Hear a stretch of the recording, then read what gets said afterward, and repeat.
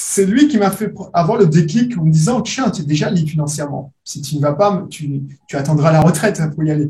Et c'est ça. Et c'est vrai que il y a deux façons de construire sa liberté financière. Soit on le fait en mode en parallèle, Mhm, soit on le fait en mode je crame le pont. Donc, je passe sur le pont, je brûle le pont et je peux mhm. plus reculer. Exact. Investir et entreprendre dans l'immobilier, plusieurs personnes en rêvent, mais Audrey Cédric Belrose l'a fait. C'est ce que vous allez découvrir au cours de l'échange que j'ai eu avec lui et où il a eu la générosité de nous partager son parcours depuis la France jusqu'en Martinique. Alors, si tu souhaites découvrir des pépites d'un investisseur et d'un entrepreneur aiguisé, je t'invite à rester jusqu'à la fin. Mais avant tout, je vais commencer par me présenter. Mon nom est Christelle Guening et je suis investisseuse dans l'immobilier au Canada. Je suis également consultante en intelligence financière et en investissement immobilier. J'accompagne les femmes et hommes qui souhaitent augmenter le niveau de leur compte bancaire et qui souhaitent développer un patrimoine et une liberté financière à réaliser leurs objectifs. Alors, si c'est quelque chose qui te parle, je t'invite à faire deux choses. La première, c'est de t'abonner. Et la deuxième, c'est d'activer la cloche de notification pour être avisé de chacune des vidéos que je vais produire et qui pourra t'édifier. Voilà. Est-ce que tu peux nous dire un peu, Audrey, qu'est-ce que tu fais? Oui, oui, bonjour Christelle, bonjour à ta communauté. Je m'appelle Audrey Cédric Belrose. Je vis actuellement en Martinique, hein. Là, il fait beau, on est confiné, mais c'est cool, c'est cool. Oui, effectivement, comme tu l'as dit, je suis un entrepreneur investisseur. Pourquoi je dis entrepreneur investisseur? Parce que pour moi, l'investissement, c'est un business comme le nôtre, puisque je suis dirigeant de trois sociétés, un garage en Martinique, euh, une société de consulting et une société de sous-location. Et c'est toujours la même chose. C'est toujours la même chose. Il y a une partie opérationnelle, il y a une partie finance, et puis il y a une partie marketing, vente. Donc voilà. Mhm. OK, OK. Fait que garage, immobilier, Oui. Société de sous-location, gestion locative. sous-location. OK, gestion locative. Ah, super intéressant. Et comment est-ce que tu arrives à concilier tout ça? Je pense quand même qu'il y a un fil commun entre les trois. Alors, comment j'arrive à concilier tout ça? Ça s'est pas fait du jour au demain, hein. C'est-à-dire que j'ai commencé par la société Beast of Team, hein, celle qui me permet de faire du coaching en IMO, puisque je suis coach IMO. C'est Ah, OK. principalement du coaching IMO, des formations en immobilier. Et puis, dans une vie antérieure, j'ai été informaticien.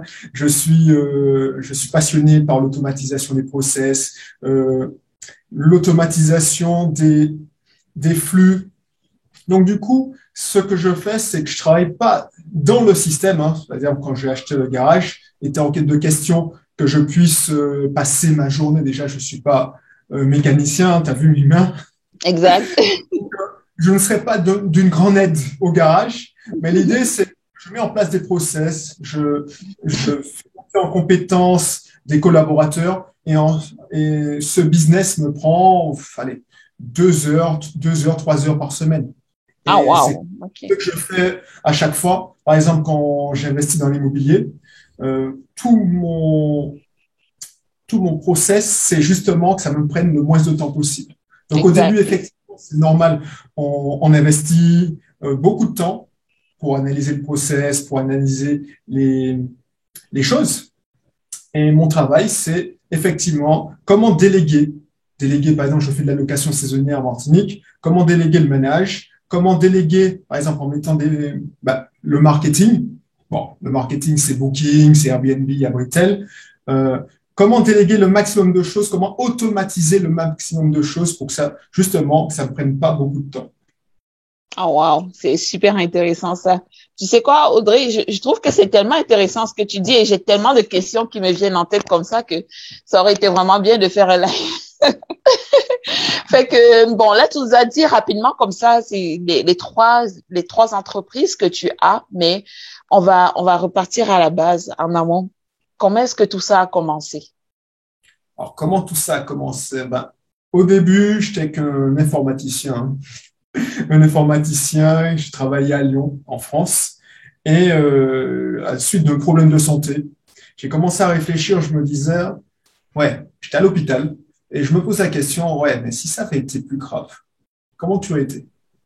Mhm. Est-ce que ta femme, qui avait à l'époque 30 ans, elle serait veuve, ta fille ne t'aurait pas connu, je passais mon temps à travailler comme une machine, hein. Ah Je ouais, suis un passionné d'informatique, donc pour moi, c'était même pas du travail, je travaillais 10 heures par jour, mais pour moi, c'était un plaisir. Mais je ok, négligeais pas mal de choses, dont ma oui. famille.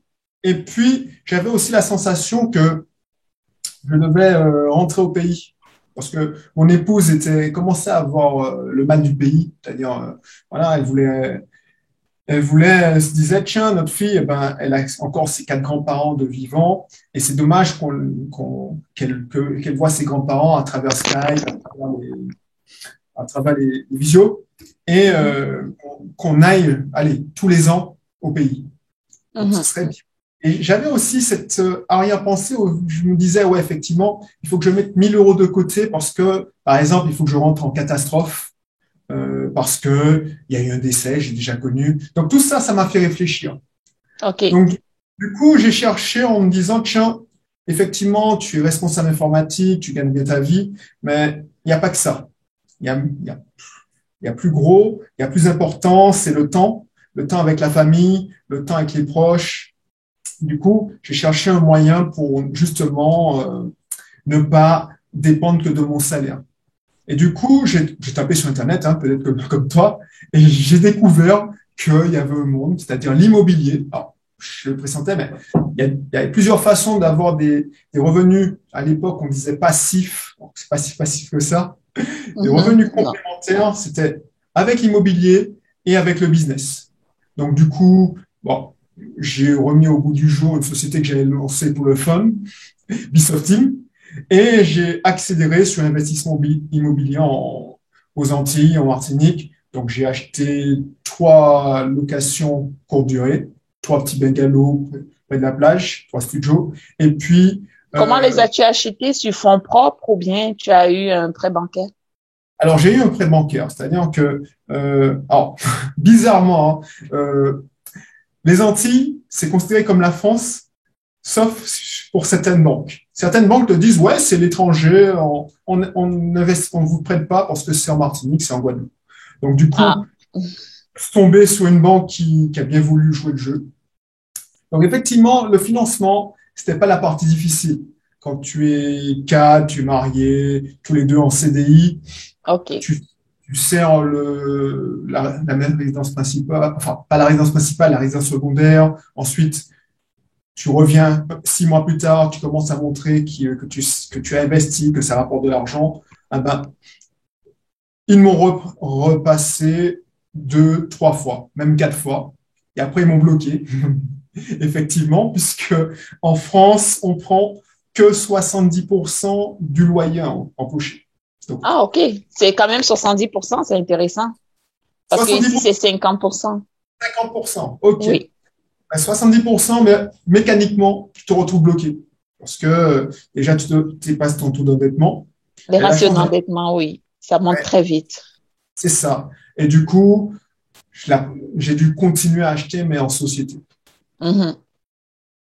Voilà, voilà. Donc, voilà comment ça a commencé, hein. Ensuite, quand j'ai commencé à voir que mes revenus complémentaires couvraient tout- toutes mes charges, les emprunts, tout ça, j'ai pas attendu longtemps, hein. J'ai fait plus 500 €. J'ai calculé, j'avais un cash flow de plus 500 €. Je me suis dit, ouais, je démissionne.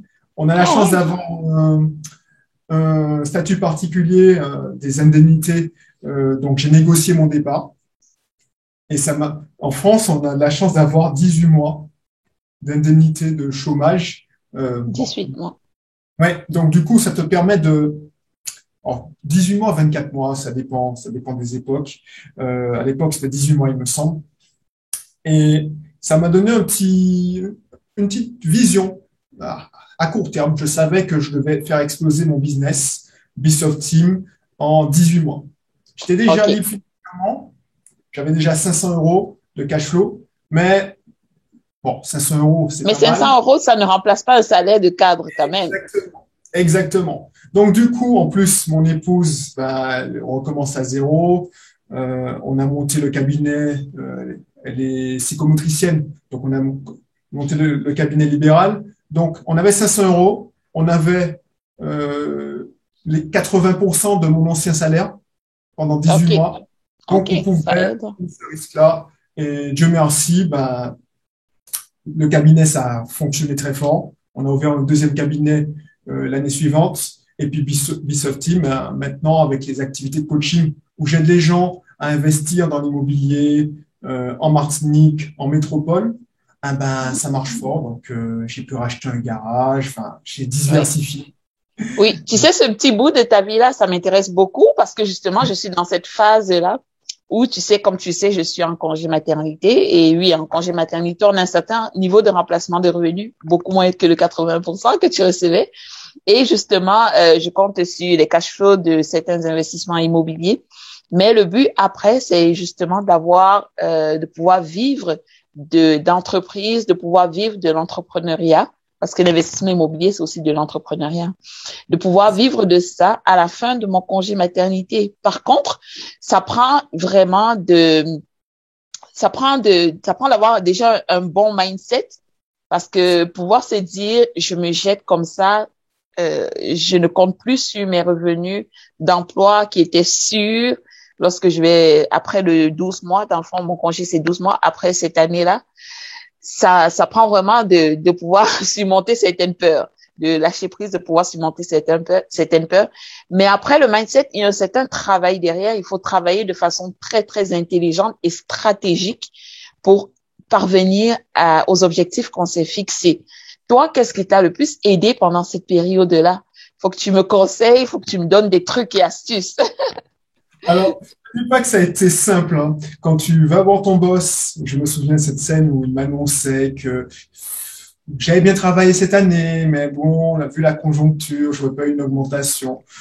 Et quand je lui dis, ouais, bon, c'est pas grave parce que je démissionne, je suis plus là dans 3 mois, bah, passer la jouissance, parce que voilà, c'est génial, c'est ton rêve, tu as rêvé ça pendant 2 ans, parce que j'ai rêvé ça, j'ai préparé mon coup, hein.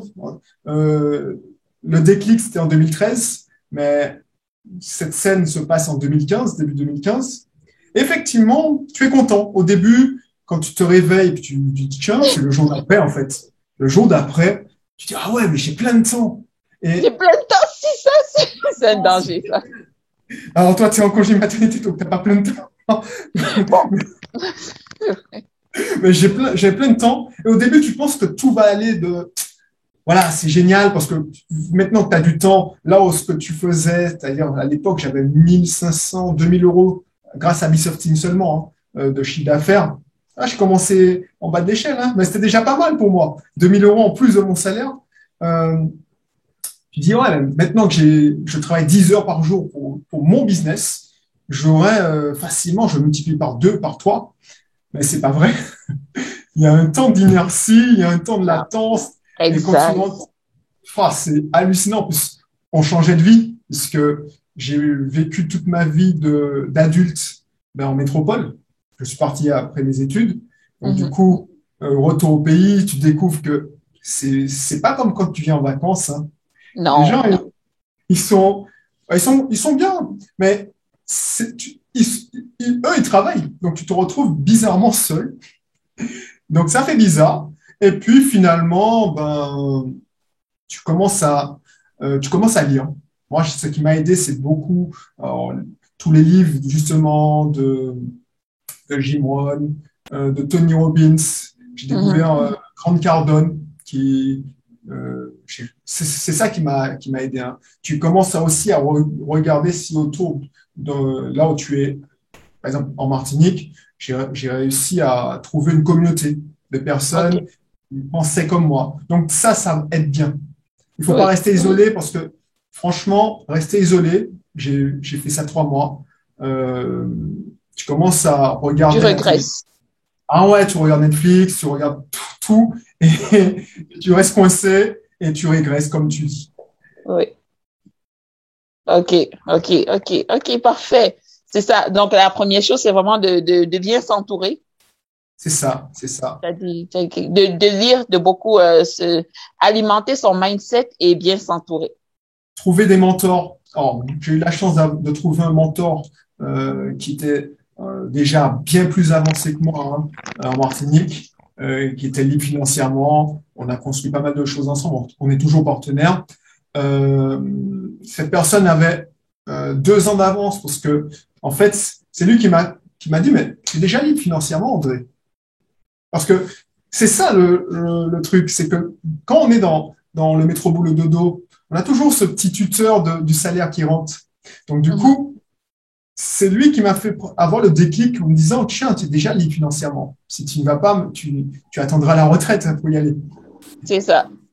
Et c'est ça. Et c'est vrai que il y a deux façons de construire sa liberté financière. Soit on le fait en mode en parallèle, Mhm, soit on le fait en mode je crame le pont.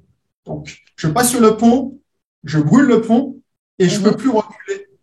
Exact, exact, Ça exact. te bouge, ça te bouge parce qu'en fait, tu sais que voilà, soit tu réussis, Soit tu tu, réussis. tu réussis. Soit tu réussis, soit tu réussis.